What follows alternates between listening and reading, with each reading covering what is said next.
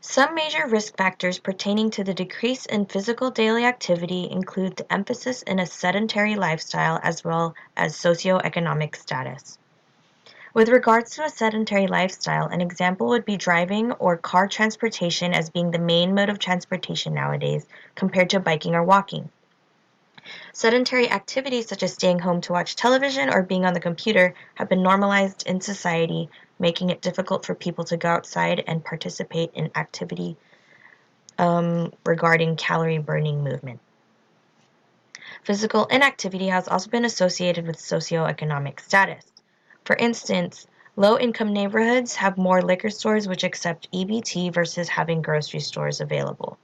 Also, those living in low-income neighborhoods are less likely to have access to a park or recreational area where they can partake in activities or athletic activity.